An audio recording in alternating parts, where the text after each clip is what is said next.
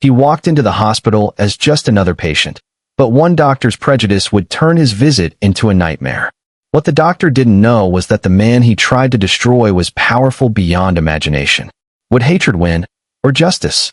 If this story resonated with you, click subscribe and let me know in the comments where you're watching from, because tomorrow, I will be giving you another story just as beautiful as this one, and you don't want to miss it. Now let us begin. The city hospital buzzed with the restless hum of machines, hurried footsteps, and voices layered with urgency.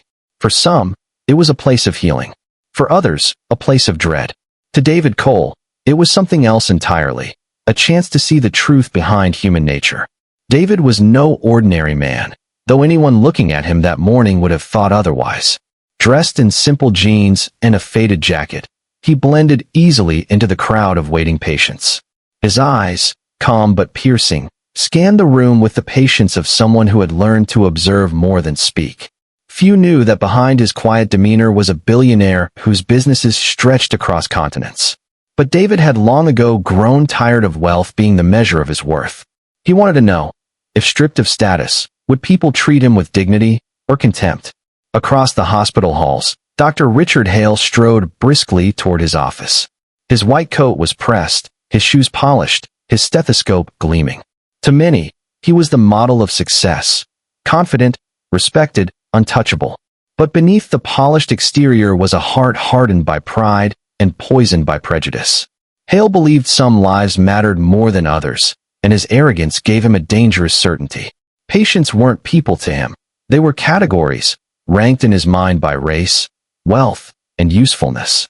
When the receptionist handed him the next patient file, he barely glanced at the name before sneering. Another one, he muttered under his breath, shaking his head as though fate had burdened him. Meanwhile, in the waiting area, David's sister, Angela, leaned closer to him.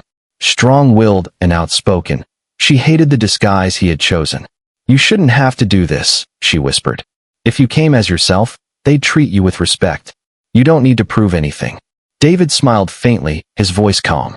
"I do. I want to see people's hearts without the shield of money. If kindness exists, it will reveal itself. If hatred rules, it will expose itself too." Angela sighed, frustrated but loyal. She had lived her whole life watching her brother turn pain into purpose, but she knew scars of the past still haunted him. A few steps away, Nurse Clara adjusted her files and tried not to overhear the conversation.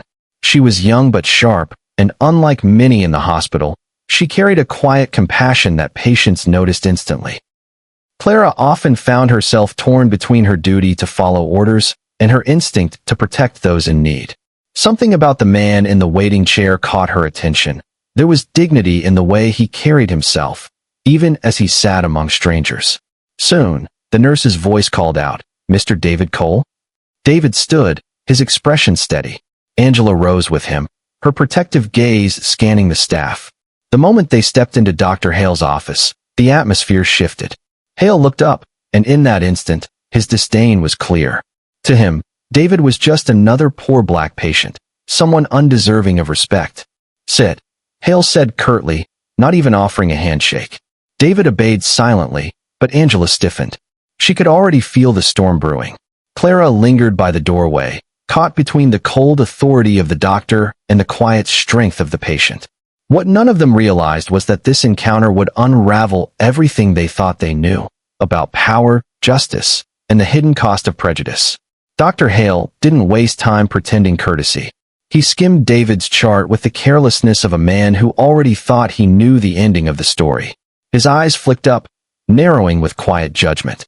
"What seems to be the problem?" Hale asked, his tone clipped. David answered calmly, describing the chest tightness and dizziness that had brought him in. He spoke with clarity, yet the doctor barely looked at him, jotting down notes with a smirk tugging at his lips. Angela leaned forward, her voice edged with suspicion. "My brother needs proper care. Please take this seriously." Hale's pen paused. His eyes, cold and dismissive, landed on her. "I know what I'm doing," he snapped. "If you don't trust my expertise, you can take him elsewhere. But I doubt you'll find better." The words stung, but David placed a steadying hand on his sister's arm. His voice remained calm, even gentle. "Let him finish." Nurse Clara shifted uneasily at the corner of the room. She had seen that look in Dr. Hale's eyes before, the condescension, the superiority. It was the same look that had driven more than one patient away in anger or humiliation. Still, she kept her silence, torn between duty and conscience. Hale tapped his pen against the desk, then scribbled a prescription with calculated finality. He slid the slip of paper across the table as though dismissing David from existence. "Take this twice a day," Hale instructed. "You'll be fine." Angela snatched the paper before David could. She scanned the medication name and froze. Her brow furrowed. She didn't recognize it, but something about the doctor's smug expression made her skin crawl. "What is this?" she demanded. Hale leaned back in his chair, smirk widening. "It's what your brother needs. Unless, of course, you think your medical expertise outweighs mine." David remained still, but his gaze pierced through the doctor. There was no anger on his face, only a quiet calculation, as though weighing every detail of the moment. Clara's hands tightened around her clipboard. Her training whispered warnings in her mind. Something wasn't right. She recognized the drug on the slip, and her stomach sank. It wasn't meant for chest pain. It wasn't even close. Her eyes darted to David, then to Hale, then back again. Should she speak? Should she risk everything to intervene? Angela's voice rose, trembling with outrage. "This doesn't look correct. Are you trying to harm my brother?"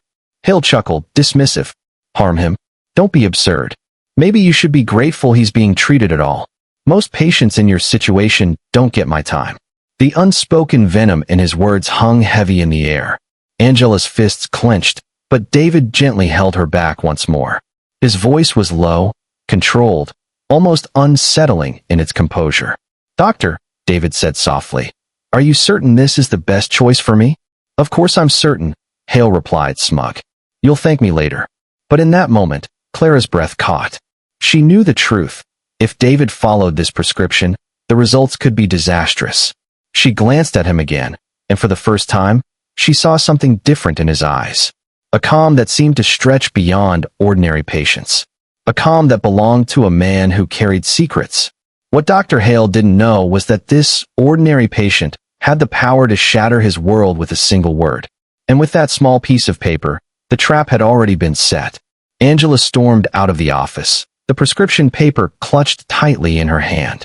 Her heels echoed sharply against the polished floor as she muttered under her breath. David followed behind her with steady steps, his calmness only intensifying her frustration. "Why didn't you say something?" Angela hissed, spinning on him the moment they reached the waiting area. "He gave you a drug that could kill you. You just sat there and let him insult you. Like you were nothing." David's eyes softened. Sometimes silence reveals more than words. I wanted to see what he would choose when faced with a man he thought had no power. Angela shook her head, disbelief etched across her face. "You're playing a dangerous game, David. One mistake could cost you your life." Nurse Clara lingered nearby, pretending to shuffle papers at the reception desk, but her ears burned with every word. She couldn't shake the knot in her stomach. She knew David's sister was right. The doctor had crossed a line, a dangerous one. In the doctor's office, Richard Hale leaned back in his chair, smugness radiating from every gesture.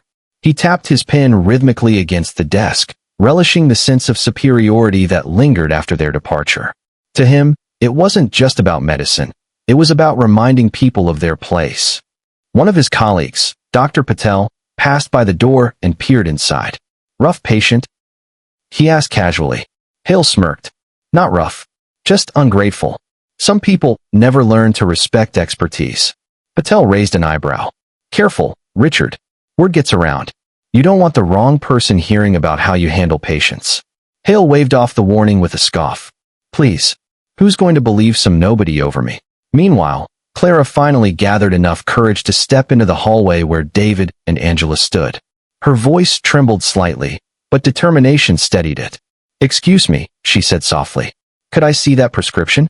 Angela narrowed her eyes suspiciously, but handed it over. Clara's gaze scanned the name, and her fears were confirmed. "This isn't right," Clara whispered. "It's not even close to what he should have given. If taken, it could cause severe complications." Angela's jaw dropped. "So you admit it? He really did this on purpose?" Clara hesitated, glancing around to make sure no one was listening. "I can't say what was in his mind, but I know this isn't standard care. Please, don't take it." David accepted the paper back, his expression unreadable. He folded it neatly and tucked it into his pocket. "Thank you, nurse." The way he said it startled her. There was authority in his tone, not arrogance, but the quiet gravity of someone accustomed to responsibility. For a brief moment, she felt as if she were speaking not to a struggling patient, but to someone far more powerful.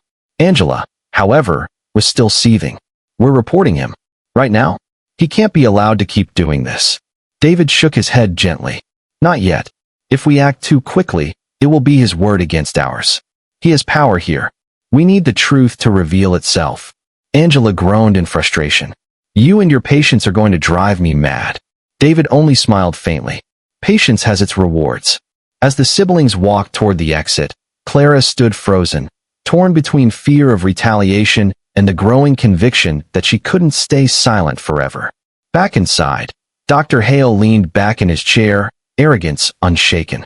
He had no idea the man he had dismissed so easily was more than just a patient. He had no idea that the walls around him were already beginning to crack. And as David stepped out into the sunlight, the folded prescription in his pocket felt less like a piece of paper and more like evidence. A spark that would ignite a fire no one in that hospital could escape. The ride home was quiet except for Angela's sharp breaths of frustration. David sat beside her, gazing out the window, his thoughts running deeper than the city lights flickering by. Finally, Angela broke the silence. "You can't just let this slide, David. That man looked you in the eye and treated you like trash. He tried to poison you. And you." She turned to him, her eyes burning. "You just let him." David's voice was calm, almost too calm. "I didn't let him. I watched him. I wanted to see if hatred would guide his hand. Now I know." Angela's knuckles whitened against the steering wheel. "And what are you going to do with that knowledge? Sit back and hope justice appears out of thin air? You're not some helpless man. You're a billionaire, for God's sake. One call, and that hospital would be begging for forgiveness." David turned to her, his expression steady. "And what would that prove? That people are only kind when they fear power? I don't want fear, Angela. I want truth. If the truth destroys him, then so be it. But it has to come from him, not from my wealth." Angela exhaled sharply, shaking her head. She loved her brother deeply, but his patience sometimes felt like weakness. She had seen enough of the world's cruelty to know that silence often gave evil room to grow. Meanwhile, in the hospital, Dr. Hale carried himself like a man untouchable. He strolled through the corridors, greeting colleagues with false charm, while inside he seethed at the memory of Angela's sharp tongue. "She'll regret speaking to me like that," he muttered under his breath. Nurse Clara overheard as she passed by, her steps faltering. The bitterness in his tone made her stomach twist. She clutched her clipboard tighter, debating whether to report what she knew. But fear of retaliation gripped her. She had seen careers destroyed for less. In the break room, Clara sat with her tea, staring at the prescription slip she had scribbled down from memory. Her conscience battled her fear. If she spoke out, Hale would come after her. But if she stayed silent, how many others might he harm? At David's estate later that night, Angela paced the living room, unable to rest. The house's grand chandeliers and polished marble floors contrasted sharply with her brother's humble disguise earlier that day. "Do you realize," Angela said, her voice trembling with anger, "that if I hadn't questioned that prescription, you might be dead right now?" "Dead, David? And for what?" "To prove some philosophical point." David rose from his chair, his tall frame casting a shadow across the room. His voice was low but firm. "I'm not playing a game, Angela. This is bigger than me. It's about exposing something rotten. If I storm in with lawyers and headlines, Hale will paint me as a vindictive man with too much money. But if I let him keep digging his own grave, the truth will be undeniable." Angela's shoulders slumped. She wanted to argue, but deep down she knew her brother's restraint had always been his greatest strength. She just hated that it came at such a cost. Back at the hospital, Hale poured himself a glass of whiskey in his office, the lights dimmed. He stared out the window at the glowing city, whispering to himself, "Some people don't belong here, and I'll make sure they never forget it." He had no idea that the very man he dismissed as unworthy had the power to change his life forever. And as the night deepened, Clara lay awake in her small apartment, staring at the ceiling, her heart heavy with indecision. She knew the truth about Hale's malpractice. She knew the risk of silence.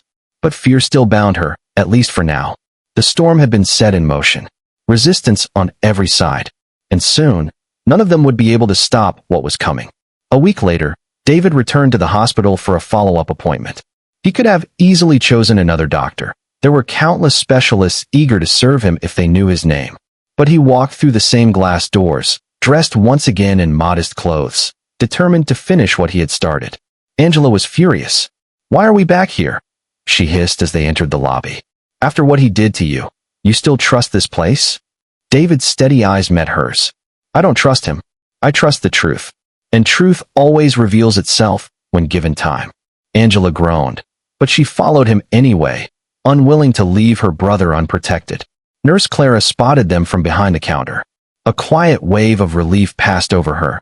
He was alive. She had feared that he might have ignored her warning and taken the drug. But the calm strength in his eyes told her he hadn't. Her heart eased, though fear still tugged at her. When Clara called his name again, David rose, his presence commanding the room though no one realized who he truly was. Angela followed like a shadow, her glare sharp enough to cut glass. Dr. Hale was less pleased to see them. His expression soured the moment they stepped into his office. "You're back," he muttered, irritation dripping from his tone. "Didn't think you'd bother." David's voice was smooth. "I'm here for my follow-up." Hale narrowed his eyes, suspicion flickering for a moment before arrogance reclaimed him. "Fine. Sit." As he examined David, his questions were quick and dismissive, his pen scratching lazily across the chart.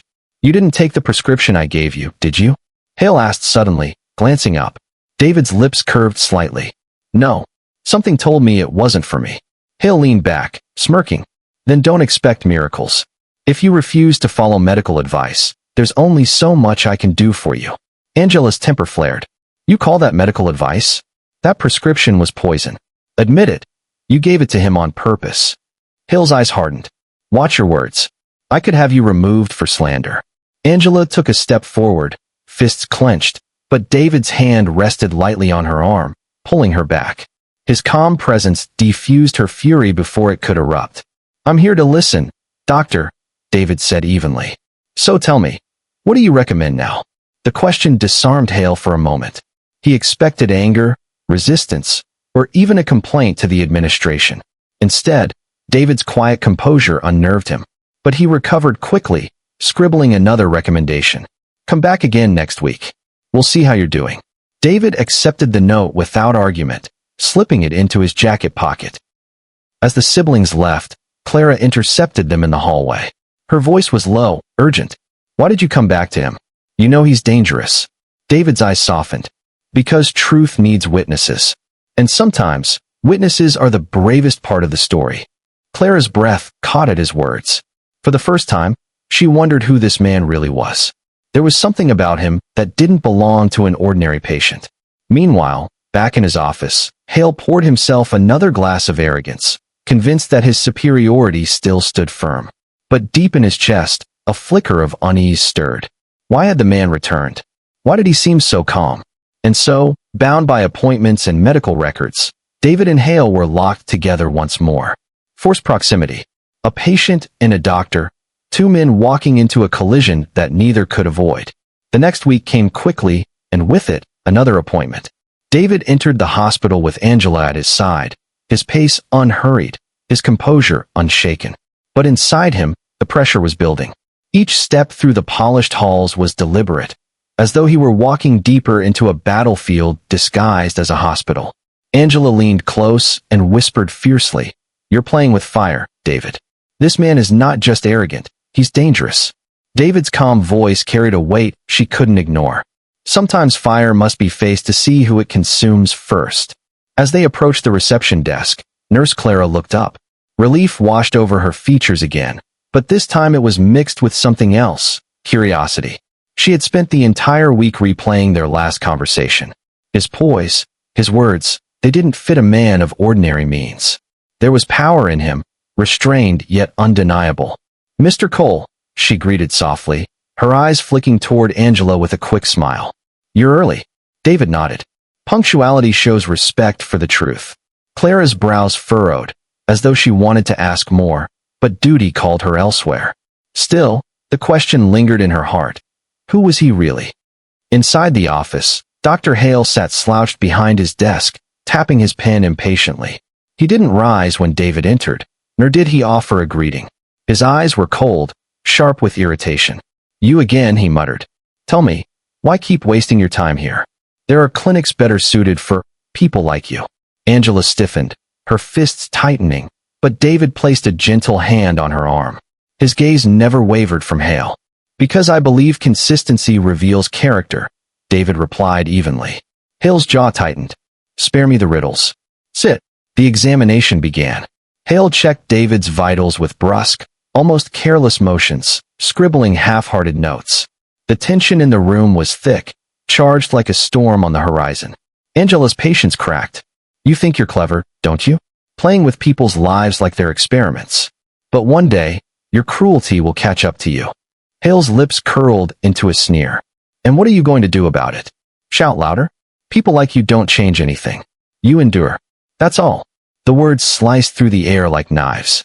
Clara, passing by the half-open door, heard them and froze. Her heart hammered in her chest. She wanted to step in, to defend David, but fear rooted her to the floor. She moved on, her hands trembling. David, however, remained calm. His silence unsettled Hale more than Angela's rage. Finally, David spoke, his tone measured but piercing. "Tell me, doctor, when you took your oath, did it say anything about who deserved care, or only that all should receive it?" Hale scoffed. "Don't lecture me on oaths. I've worked too hard to be questioned by the likes of you." "The likes of me?" David echoed quietly. For the first time, Hale faltered. The stillness in David's eyes unnerved him. It wasn't the gaze of a powerless man. There was weight there, authority disguised in humility. Angela leaned in, her voice low but deadly. "You don't even realize who you're talking to." David squeezed her hand gently, a silent plea for patience. "Not yet, Angela," he murmured. The appointment ended in strained silence. Hale thrust the chart into David's hands without looking at him. "Next week. Don't waste my time again." As they left, Clara intercepted them once more, her expression troubled. "Why do you let him speak to you like that? You don't owe him anything." David gave her a small, knowing smile. Sometimes the strongest voice is the one that waits for the right moment to speak. Angela, however, was not so composed. In the parking lot, her fury erupted. "David, I can't stand this anymore. He's vile. He's dangerous. Why are you letting him get away with this?" David opened the car door calmly, his eyes fixed on the hospital building behind them. "Because storms are loudest before they break. And when they break, everyone sees the truth." Angela threw up her hands in frustration, but deep down, she trusted her brother's judgment. He always saw beyond the surface. Still, she couldn't shake the gnawing fear in her chest. What if this time, the storm consumed him instead? Inside his office, Dr. Hale poured himself a drink, his hands trembling slightly. He couldn't shake the feeling that something about this patient was wrong. Not medically. No, there was something else. A presence. A calm authority that didn't fit the profile of a nobody. He pushed the thought away, drowning it with another sip of arrogance. But unease lingered, crawling through his veins like a shadow he couldn't escape. And so the tension grew. David's calm patience against Hale's growing paranoia. Angela's fire against Clara's quiet fear. The hospital had become a stage, and the actors were being drawn, piece by piece, toward a collision none could avoid. The storm was gathering, and soon, it would break. The next morning, Clara found herself in the quiet of the hospital break room, her hands trembling as she refilled her coffee cup. She had replayed yesterday's interactions endlessly, the sharp words of Dr. Hale, the calm patience of David Cole, the fire of his sister. Something about him unsettled her. Not because of fear, but because of the way he carried himself. "Rough day." David's voice startled her. She hadn't heard him approach, his footsteps silent, deliberate. He was standing in the doorway, dressed simply, his calm aura contrasting sharply with the chaos of the hospital corridors. Clara glanced at him, uncertain. Yes. Some of the staff. Well, let's just say some people have no idea how to treat others." David gave a faint smile, leaning casually against the doorframe. "I noticed. It's not just the staff. Some people never realize the damage they do until it's too late." Clara hesitated, then set her cup down, curiosity overcoming caution. You speak as if you've seen it all. He nodded once. I have. More than I care to count. And yet, I still hope for small acts of decency. That's why I notice when someone tries, even quietly, to do the right thing. Her heart quickened. Did he see her hesitation? Did he know she had been torn between reporting Hale and staying silent? She swallowed. I try. I just don't always know what's safe. David's eyes softened, warm but steady. Sometimes the right thing is also the hardest. Courage isn't loud, it's quiet. It's standing up when it matters most, even when you're afraid. Clara felt a flutter of hope she hadn't realized she was missing. In the sterile, tense world of the hospital, here was someone who spoke truth, who understood more than she expected. You really mean that? She asked quietly, almost afraid to believe it. David nodded again, his calm authority unwavering. Yes, that's why I'm here. Not to punish, not to boast, but to see. And sometimes, to help the right people find their own courage. A silence fell between them, not awkward, but charged with understanding. Clara realized she wasn't just seeing a patient. She was seeing someone who could inspire action, someone who could be trusted.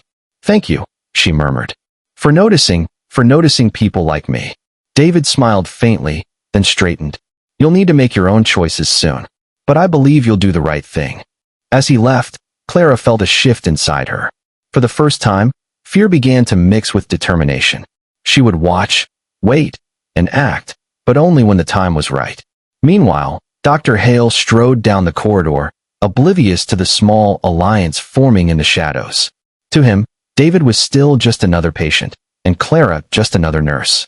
But cracks were forming, quiet, subtle, but inevitable. And so, amidst the hum of machines and whispered conversations, a fragile bond had been forged. Two people, cautious yet connected, beginning to prepare for the storm that neither the arrogant doctor nor the world around them could yet foresee. The following week, the hospital corridors seemed unusually tense. Staff whispered quietly in clusters, glancing over their shoulders as if the walls themselves were listening. Rumors had begun to circulate, patients questioning prescriptions, nurses murmuring about errors. Dr. Hale ignored them, relying on his authority and reputation, but unease gnawed at the edges of his confidence. David returned once more, accompanied by Angela. Their presence was a quiet challenge in itself. The nurse, Clara, watched them from the corner of her eye, her mind racing. She knew Hale's behavior wasn't mere arrogance. Something deeper lurked beneath his cruelty. His condescension and carelessness weren't accidents. They were deliberate. And if he wasn't stopped, someone could be seriously harmed. Hale barely glanced up from the patient charts as David entered. You again, he muttered, voice tight with irritation that he tried to mask with authority. Follow-up, I presume? David nodded, calm as ever. Yes, I want to make sure everything is as it should be. Angela's frustration was visible. Everything is not as it should be, she said sharply. You gave him the wrong medication last week. It could have killed him. Hale's lips pressed into a thin line. Careful, he warned. Your accusations are serious. I suggest you watch your tone. Clara stepped closer, unable to remain silent. Doctor, with all due respect, the prescription he received was not appropriate. I've double-checked, and it could have caused complications. For the first time, Hale's composure faltered. His mind raced, trying to maintain control. Authority was slipping through his fingers, replaced by the sharp sting of scrutiny. He waved them off dismissively. Nonsense. You're overreacting. Just follow my instructions, and you'll see. Everything will be fine. David's gaze never wavered. We'll see. Accuracy matters in medicine, doctor, not just confidence. Angela's temper flared, and her voice trembled with fury. You think confidence is enough? People's lives aren't experiments for you to toy with. The tension in the office was palpable. Every word, every gesture weighed heavily, the air thick with confrontation. But the complications didn't stop there. Hale's past colleagues had begun whispering about previous patients with adverse reactions under his care. A few internal memos, long buried, surfaced in the hands of a junior administrator who feared speaking out openly. Each document hinted at patterns of negligence, though they lacked concrete proof. Clara sensed the growing danger, not just for David, but for anyone under Hale's care. Her heart pounded with the knowledge that the wrong move, the wrong silence, could tip the scales catastrophically. David, however, remained calm, as if he could see every thread of tension and knew exactly how it would unravel. He noticed the subtle glances between staff, the fear cloaked in polite smiles. He saw the patterns, the hidden hierarchies, the fractures that arrogance had created. Angela, pacing now near the doorway, whispered, "We can't just wait. If he gets careless again." David cut her off gently. "Patience, Angela. Let the cracks widen naturally. Truth reveals itself in its own time. Force it too soon, and it can be buried." Clara watched them, admiration mingling with fear. There was something different about David Cole, something that demanded attention, even from the proud and reckless. Outside, the city pulsed with life, oblivious to the storm inside the hospital walls. But inside, the first threads of exposure had begun to weave themselves.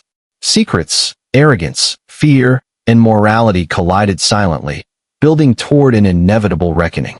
Hale, unaware of how tightly the noose of scrutiny was closing, poured himself another coffee. His hand shook slightly, almost imperceptibly. He told himself it was fatigue, but the seed of doubt had been planted. And somewhere deep inside, Clara realized that the quiet patience of one man could dismantle the carefully constructed empire of cruelty that Hale believed was untouchable. The following week, the hospital corridors seemed unusually tense. Staff whispered quietly in clusters, glancing over their shoulders as if the walls themselves were listening. Rumors had begun to circulate, patients questioning prescriptions, nurses murmuring about errors. Dr. Hale ignored them, relying on his authority and reputation, but unease gnawed at the edges of his confidence. David returned once more, accompanied by Angela. Their presence was a quiet challenge in itself. The nurse, Clara, watched them from the corner of her eye, her mind racing. She knew Hale's behavior wasn't mere arrogance. Something deeper lurked beneath his cruelty. His condescension and carelessness weren't accidents. They were deliberate. And if he wasn't stopped, someone could be seriously harmed. Hale barely glanced up from the patient charts as David entered. "You again," he muttered, voice tight with irritation that he tried to mask with authority. "Follow-up, I presume?" David nodded, calm as ever. "Yes. I want to make sure everything is as it should be." Angela's frustration was visible. "Everything is not as it should be," she said sharply. "You gave him the wrong medication last week. It could have killed him." Hale's lips pressed into a thin line. "Careful," he warned. "Your accusations are serious. I suggest you watch your tone." Clara stepped closer, unable to remain silent. "Doctor, with all due respect, the prescription he received was not appropriate. I've double-checked, and it could have caused complications." For the first time, Hale's composure faltered. His mind raced, trying to maintain control. Authority was slipping through his fingers, replaced by the sharp sting of scrutiny. He waved them off dismissively. "Nonsense. You're overreacting. Just follow my instructions, and you'll see. Everything will be fine." David's gaze never wavered. "We'll see. Accuracy matters in medicine, doctor, not just confidence." Angela's temper flared, and her voice trembled with fury. "You think confidence is enough? People's lives aren't experiments for you to toy with." The tension in the office was palpable. Every word, every gesture weighed heavily, the air thick with confrontation. But the complications didn't stop there. Hale's past colleagues had begun whispering about previous patients with adverse reactions under his care. A few internal memos, long buried, surfaced in the hands of a junior administrator who feared speaking out openly. Each document hinted at patterns of negligence, though they lacked concrete proof.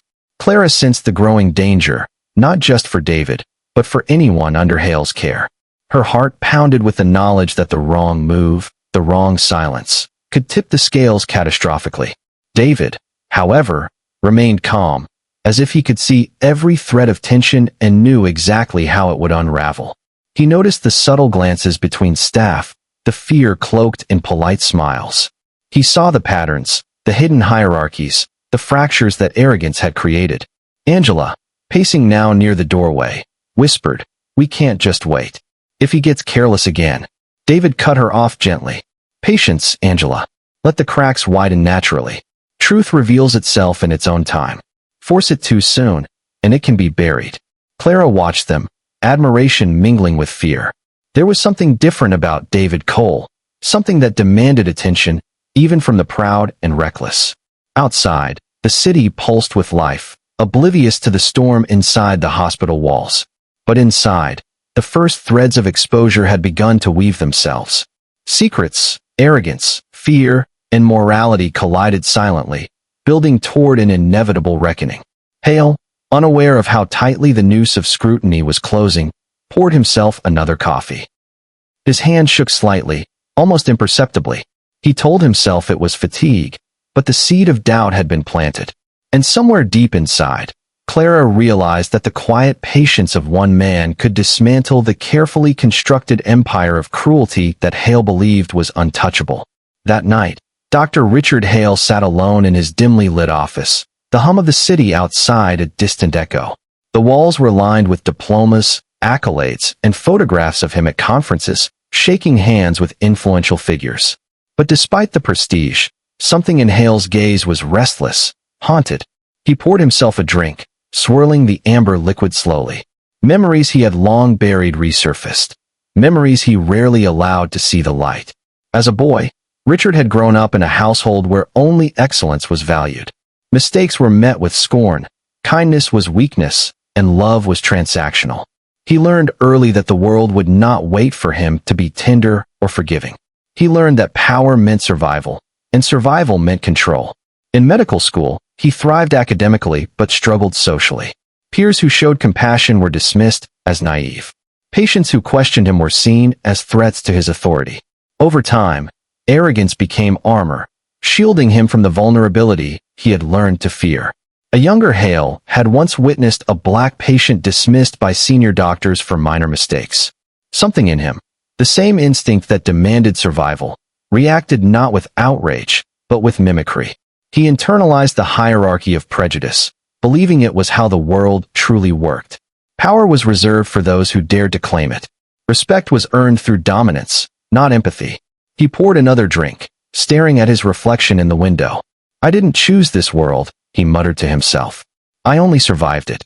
But deep down, a part of him recognized the damage he caused, not just to others, but to himself. He had become the very person he despised, cold, unyielding, and feared rather than respected. The arrogance he wielded like a weapon was also a prison. Meanwhile, across town, David Cole sat in his apartment, reviewing the events of the past week. His calm demeanor concealed the analytical mind at work. He had seen Hale's arrogance, his cruelty, and now, the cracks in the doctor's armor. But understanding someone's flaws didn't make them harmless. Patience, observation, and strategy were still necessary.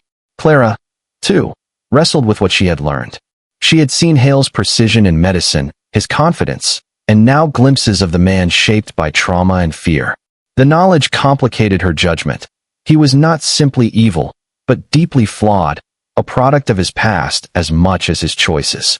David, Angela, and Clara all sensed the invisible threads connecting past and present. The storm brewing in the hospital wasn't just about a single prescription. It was about legacy, prejudice, and the consequences of unchecked arrogance. And in the quiet of his office, Hale stared into the night, unaware that the patient he dismissed so easily, the man he believed powerless, was slowly orchestrating the revelation of every flaw, every mistake, every hidden prejudice. The stage was set. The battle of patience versus pride, truth versus arrogance, had only just begun. The following morning, the hospital hummed with its usual rhythm, but in the pediatric wing, quiet conversations and soft laughter offered a rare reprieve from the tension elsewhere. David and Clara met near the nurse's station, their paths crossing more intentionally now. "You're back early," Clara said, her voice softer than before, tinged with a warmth that surprised even her. David gave a faint smile.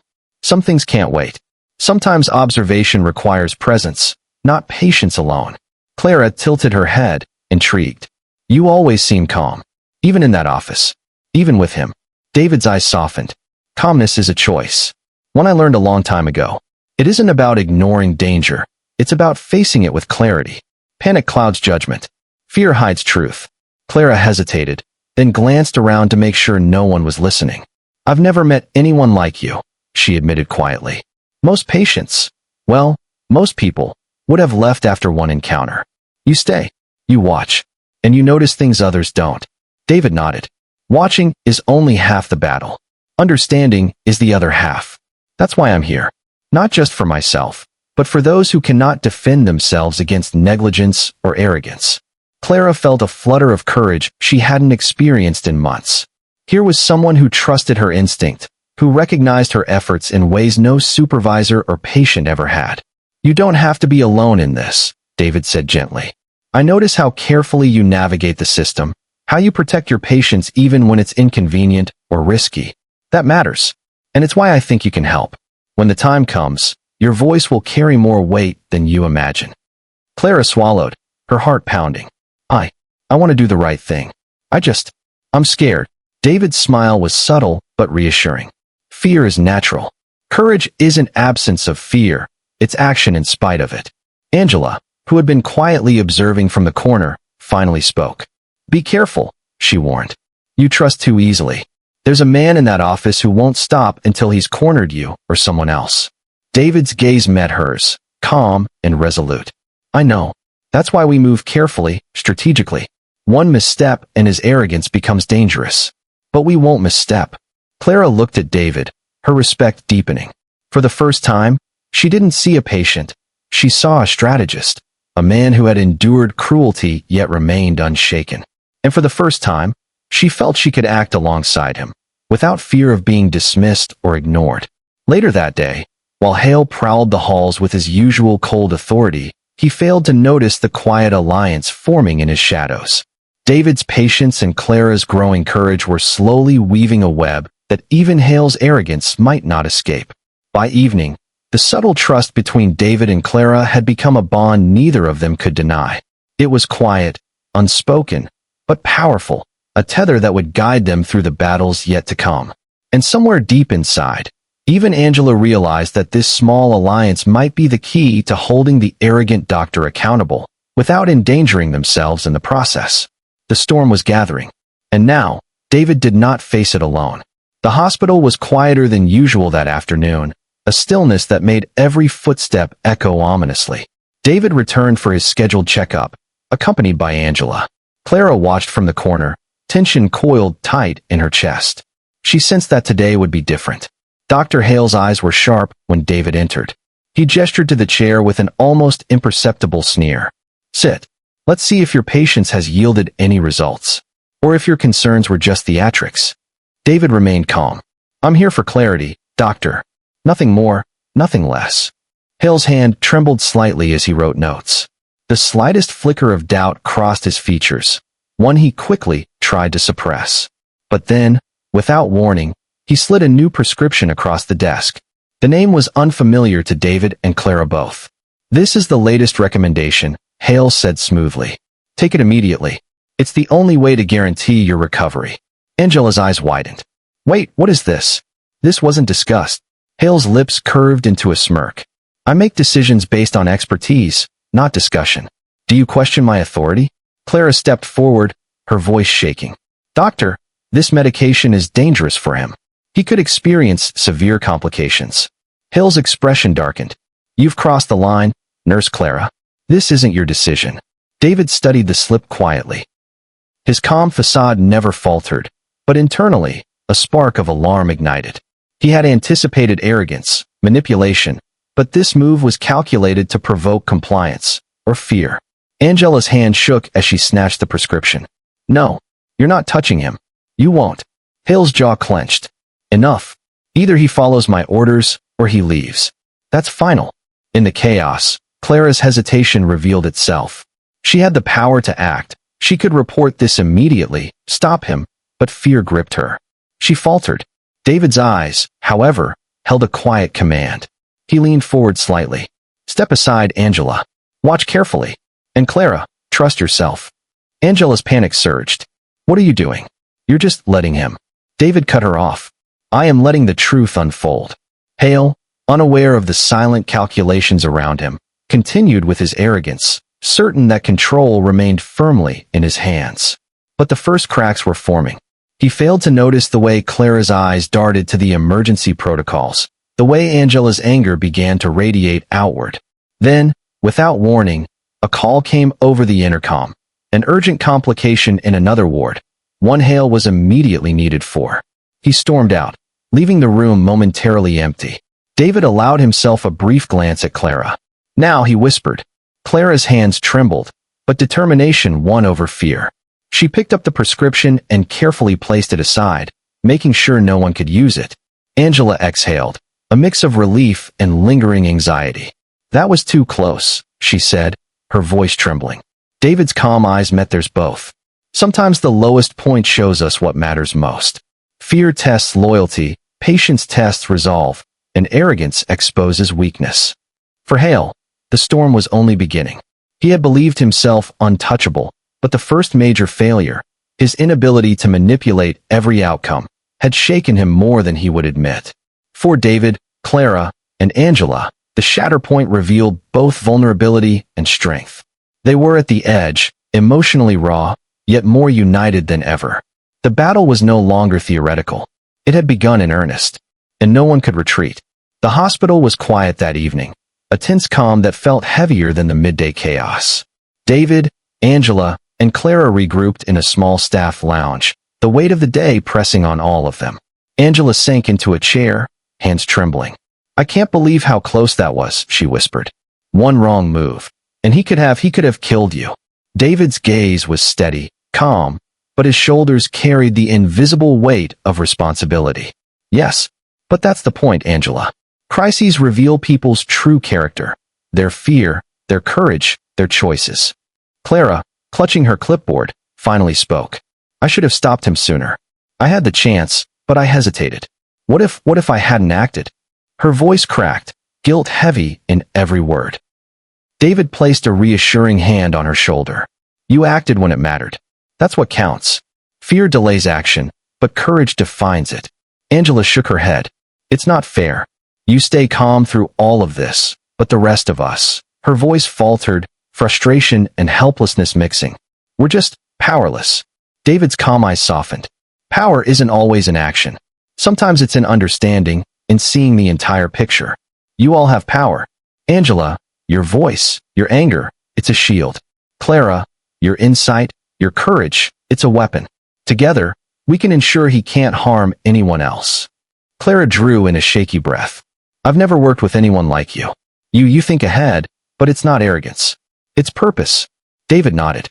Purpose often looks like patience. It doesn't always feel like action, but it sets the stage for real change. Meanwhile, across the city, Dr. Hale paced his office, the weight of the day settling like a storm cloud. His arrogance had faltered, his control slipping. The intercom calls, the minor errors, the quiet defiance of staff, it all gnawed at him. For the first time, he felt fear, not of patience, but of exposure, of truth. He poured himself a drink, staring at his reflection in the window.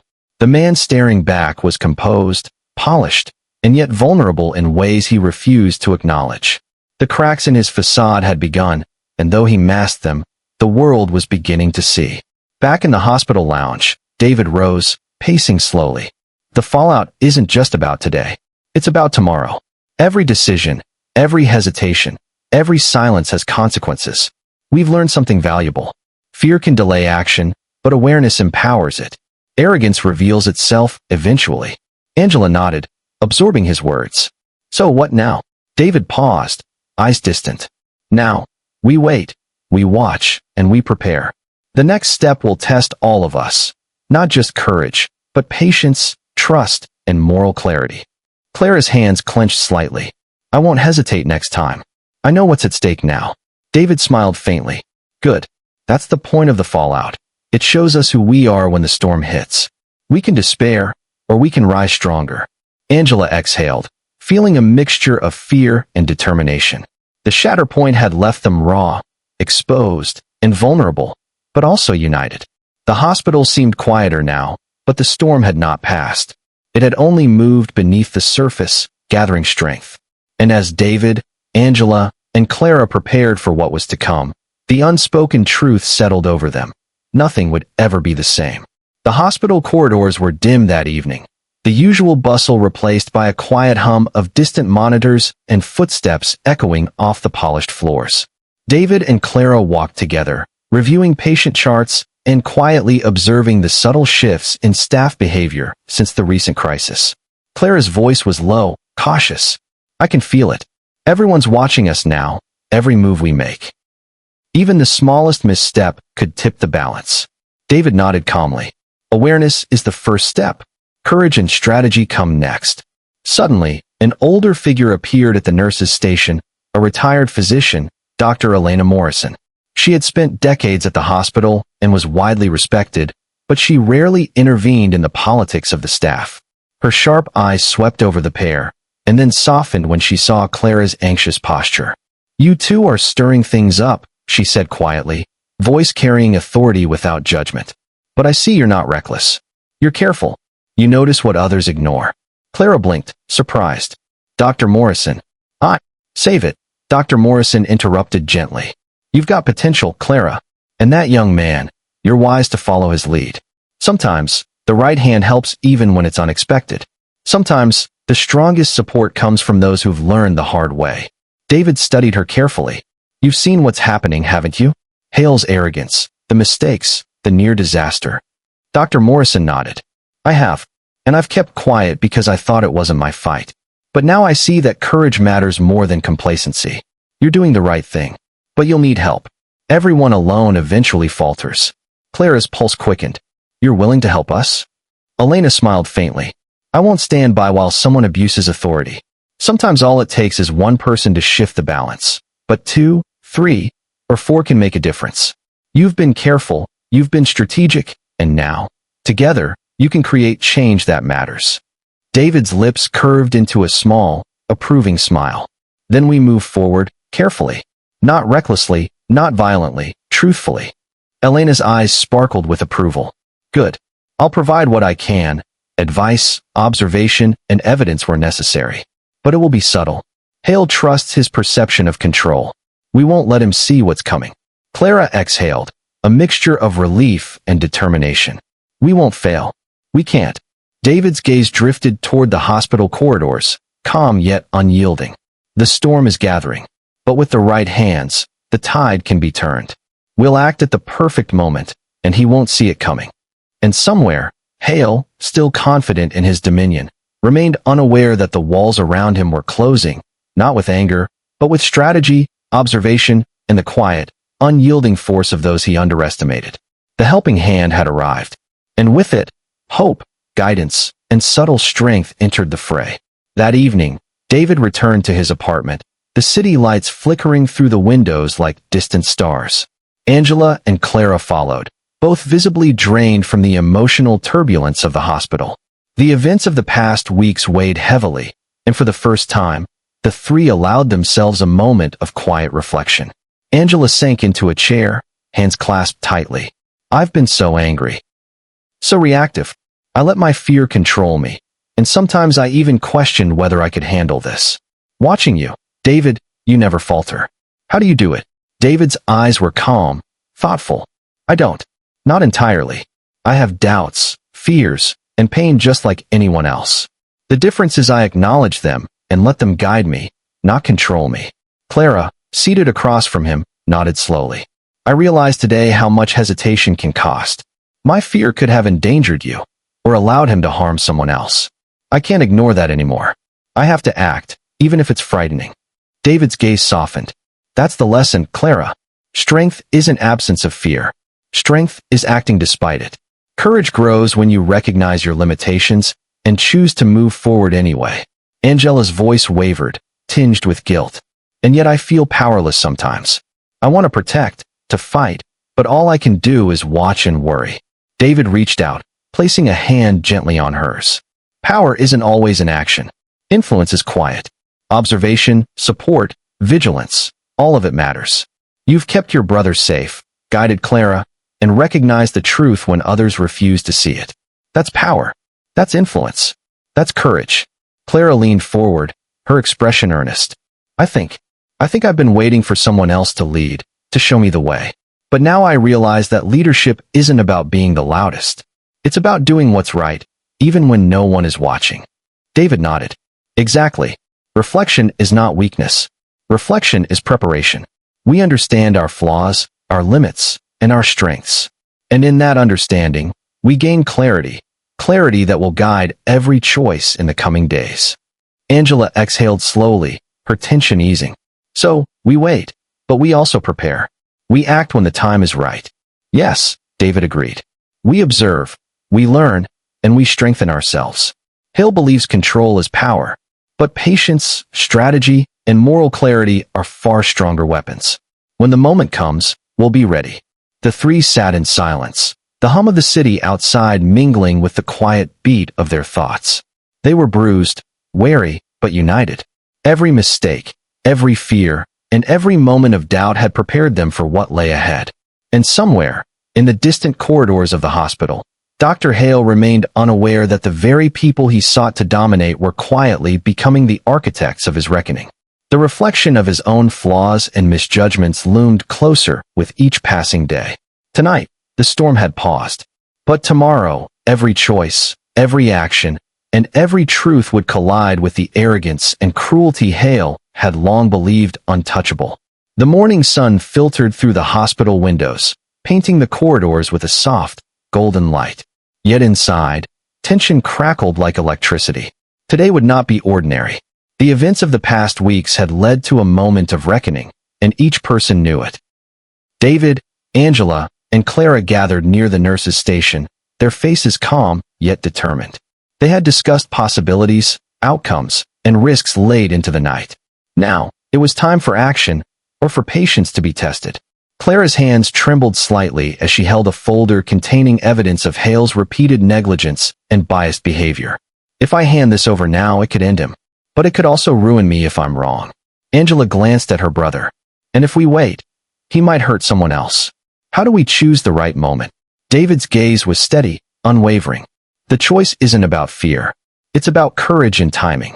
Acting recklessly can destroy everything we've built. Acting too late allows cruelty to continue. The right moment requires judgment, clarity, and moral certainty. Clara swallowed. But how do I know I'm ready? How do I know this is the right thing? David placed a reassuring hand on her shoulder. Because you've already proven it. Your hesitation wasn't weakness, it was reflection. You acted when it mattered, and you'll act again. The truth is on your side. Angela's expression softened. Then we do it together. No one stands alone in this. If Hale thinks he can intimidate us, he hasn't seen our unity. Clara nodded slowly. I'm ready. I trust you both. Let's make sure he can't hurt anyone else. As they moved toward the administration office, a sense of quiet determination filled them. Each step was measured, deliberate, yet purposeful. The hospital felt charged, every whisper and glance amplified in their awareness. Meanwhile, Hale was already at his desk, reviewing charts with calculated precision. His arrogance had returned in full force, but a subtle tension clung to him. He sensed something shifting, though he couldn't pinpoint it. Every decision felt scrutinized, every move potentially exposed. David, Clara, and Angela entered the office, the folder of evidence in Clara's hands. Hale looked up, his gaze sharp, almost predatory. Back again, he said smoothly. Have you finally accepted your place? David shook his head. Place isn't given. Place is earned, or revealed. Clara took a deep breath. Dr. Hale, I've documented your negligence, your bias, and the risks posed to patients under your care. This isn't personal, it's the truth. And it needs to be addressed. Hale's lips curled into a forced smile, masking irritation. You think a folder of papers can intimidate me? I've survived far worse scrutiny than this. Angela stepped forward, voice steady and commanding. This isn't about intimidation. It's about accountability. You have a choice now. Accept responsibility and correct your actions, or face the consequences. For the first time, Hale hesitated. He felt the gravity of the moment, the truth closing in on him, the silent power of those he underestimated. His arrogance faltered, just slightly, enough to reveal the human beneath the mask of authority. David's eyes held Hale's gaze with quiet certainty. The choice is yours, doctor. How you respond will define who you are, not just in this hospital, but in the lives you impact. Hale swallowed, his hand tightening around his pen. For a moment, the room was still, the tension palpable. The decision loomed like a precipice. Would he continue in arrogance, risking exposure and moral collapse? Or would he acknowledge his flaws, face accountability, and allow the storm to pass with integrity? The moment hung in the air, charged with anticipation. And in that silence, Clara and Angela felt the weight of their own choices, the courage to act, the commitment to truth, and the unity that had brought them here. The choice had been presented. Now, the outcome would define them all. The tension in the hospital corridors was still palpable, but today carried a subtle shift.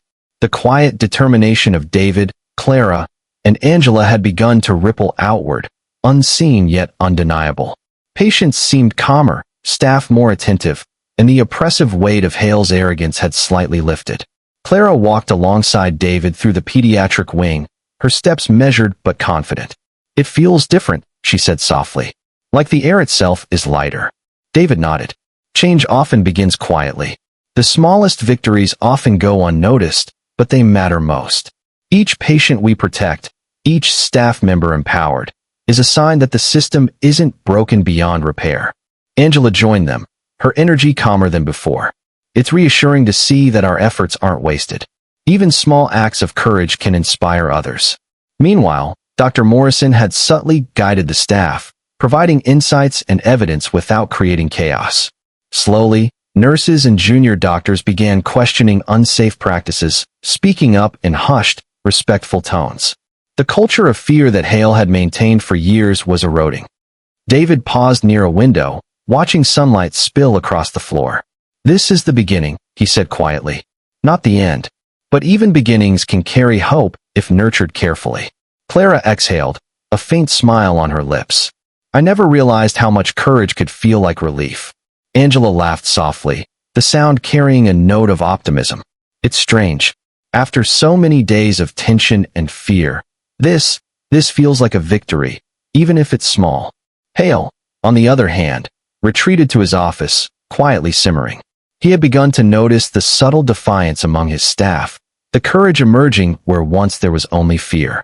For the first time, he understood that control wasn't absolute, and his arrogance alone couldn't dominate everyone. Back in the hallways, David paused to speak to a young nurse who had hesitated to report a near error earlier. "Your voice matters," he said. "Every small act of truth changes the world for someone. Never underestimate it." The nurse nodded, visibly emboldened. "Thank you. I think I understand now." As the day progressed, small victories accumulated. A prescription correctly questioned, a patient protected from oversight, a staff member supported in their courage. Each act was quiet, subtle, but collectively, they signaled the first cracks in the old order.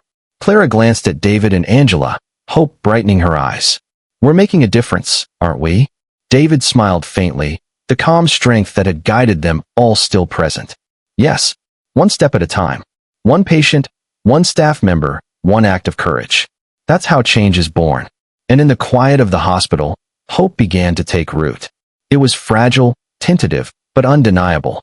For the first time in months, the three of them could sense that justice, patience, and moral clarity could coexist with courage, action, and truth. The storm had not ended, but the first rays of light were breaking through the clouds. The hospital buzzed with an uneasy energy. Word had spread subtly about the recent challenges to Dr. Hale's authority, though most staff still spoke in cautious whispers. Hale, sensing his control slipping, prepared for one last desperate move to reassert dominance. David, Clara, and Angela knew the storm was coming. The calm hope of the past days could be shattered in an instant if they misstepped. The final obstacle was not a simple confrontation. It was the culmination of arrogance, fear, and high stakes. Hale's eyes were sharp when he entered the staff lounge, his presence imposing. "I see whispers," he said, voice low and deliberate. "I hear doubts, and I will not allow this hospital, or my reputation, to be undermined." Clara clenched her hands, holding the folder of documented negligence close to her chest. "We're not undermining anything. We're making sure no one is harmed again. That's all." Hale's gaze swept over them like a storm, calculating every angle. "You think you can control the outcome? That your little alliances mean anything?" David remained calm, his voice steady. "It's not control. It's truth.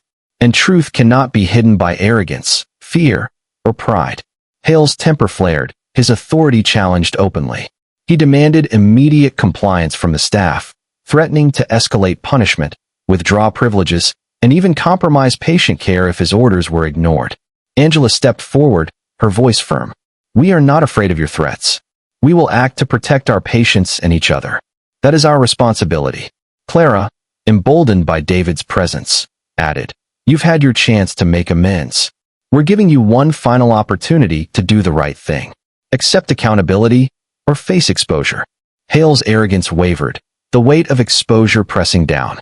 Every threat he issued now seemed hollow in the face of moral clarity and collective courage.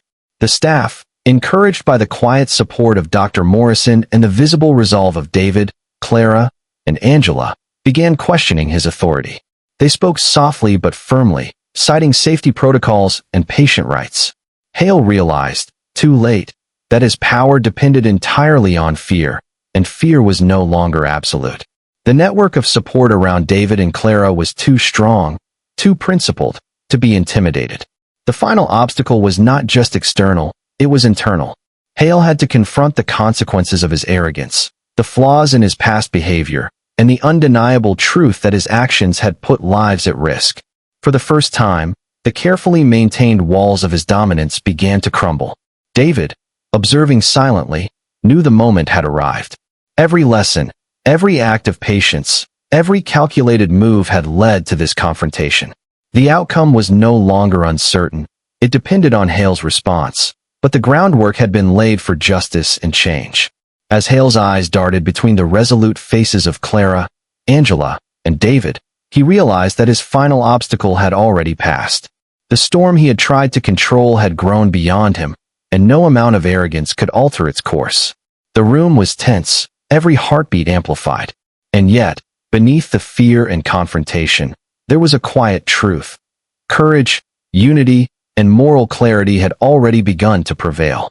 The hospital hallways seemed to hold their breath. Staff, patients, and visitors moved with quiet attentiveness, sensing the tension in the air. Today, the culmination of weeks of courage, patience, and strategy was about to unfold. David, Clara, and Angela entered Dr. Hale's office together, calm but resolute. The folder of evidence rested on the desk, a tangible weight of accountability. Hale, seated behind his polished desk, tried to maintain his composure, but subtle cracks betrayed him. A slight tremor in his hand, the narrowing of his eyes, a brief hesitation before speaking. "You really think this changes anything?" Hale demanded, voice tight, almost unsteady. Clara placed the folder on the desk firmly. "It changes everything. Each case of negligence, each biased decision, each act of intimidation, documented. The truth is here, and it cannot be ignored." Angela stepped forward. "You've been given opportunities to correct your mistakes, to protect patients instead of using them as proof of control.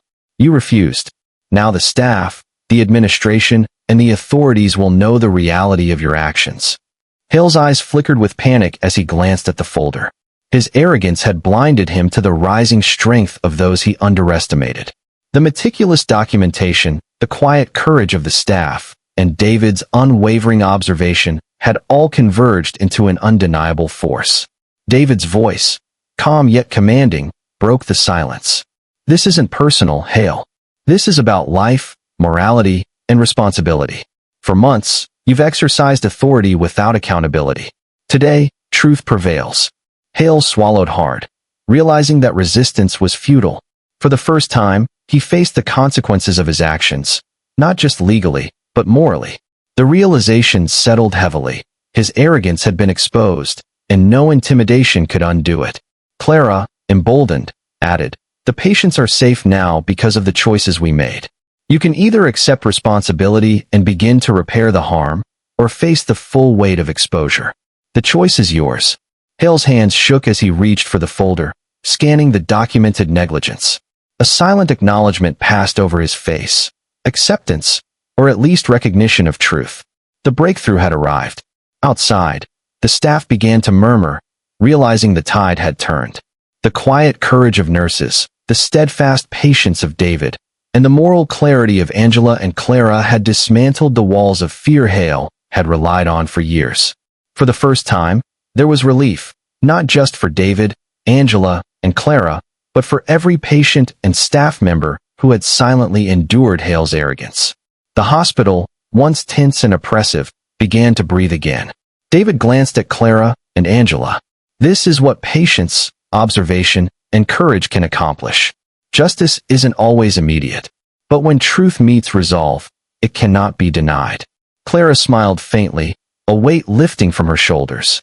It's over, finally. Angela exhaled, feeling hope blossom. For once, right feels like it can win. Hale remained seated, quiet, the magnitude of the breakthrough settling over him. The truth had triumphed. Courage and unity had prevailed, and the storm that had threatened lives and morality had passed, leaving room for accountability, healing, and change. The hospital was alive with a renewed energy. Staff moved with quiet confidence. Patients were attended to with calm care, and a sense of relief had settled over the halls. What had once been a place shadowed by fear now radiated hope and accountability. David walked alongside Clara and Angela, their steps steady, synchronized, and lighter than they had been in weeks. The journey had been exhausting, emotionally draining, but it had also forged an unbreakable bond between them. Clara glanced at David, a smile tugging at the corners of her lips. I never imagined that courage could feel like this, like a weight lifted off all of us. David nodded, his calm gaze reflective. Courage is not just the act of confronting wrong.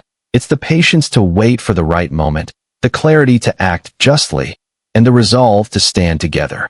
Angela joined them, her eyes bright. And seeing justice actually happen, it changes everything. We've learned that one voice, combined with others, can overcome even arrogance and cruelty. Dr. Hale had been placed under formal investigation, stripped of unchecked authority, and guided toward accountability. The process was not easy for him. He faced the consequences of years of arrogance, negligence, and bias, but it was necessary. The hospital, its staff, and its patients would finally be protected. Meanwhile, Dr. Morrison quietly resumed her mentorship, ensuring that staff would continue to learn and grow from these events. Her subtle influence, paired with the lessons David, Clara, and Angela had imparted, created a culture of vigilance, collaboration, and courage. For the patients, life in the hospital returned to normal, but now with safety and care elevated to a new standard. Families, once anxious, could trust that advocacy and vigilance prevailed over fear. In a quiet corner of the hospital courtyard, David, Clara, and Angela shared a moment of reflection. The sun set over the city skyline, casting warm light across their faces, symbolizing the hope and healing that had been earned. Clara turned to David. We've changed things for the better. And for the first time, I feel like our efforts truly matter. David smiled faintly. They always mattered. Courage matters. Integrity matters. Unity matters. And you both demonstrated all three. Angela exhaled slowly, feeling the release of tension and fear. We faced the storm, and now it's over. Or at least, it's ours to manage differently from now on. The hospital doors opened and closed gently in the background, signaling the ebb and flow of life continuing. But the story of courage, patience, and moral clarity had left an indelible mark. Every staff member who had dared to speak, every patient who had been protected, and every ally who had offered guidance had contributed to a narrative of hope and resilience. As the three stood together, the final truth settled quietly. Evil, arrogance, and negligence could not withstand the steadfast force of truth, courage, and unity. The hospital, its staff, and its patients had been transformed, not just by exposure of wrongdoing, but by the unwavering moral choices of those who refused to remain silent. And in that transformation, a simple truth endured. The smallest acts of courage, the quietest voices of resistance, and the moral clarity to act rightly could, and would, reshape the world for the better. The storm had passed. Justice had been served. Hope had been restored. And life, for everyone involved, would never be the same again. My beautiful family, courage and integrity are not measured by the absence of fear, but by the willingness to act despite it. Even in the face of arrogance, bias, or injustice, speaking the truth and standing together can transform lives and reshape the world around you. If you were in Clara or Angela's shoes, would you have found the courage to act, even knowing the risks? What would you do differently and why? Thank you so much for watching this story all the way to the end. If you enjoyed this one, then you'll absolutely love the next. It's even crazier and more captivating than you can imagine. So go ahead and click the video showing right here on your screen, and I'll see you in the next story.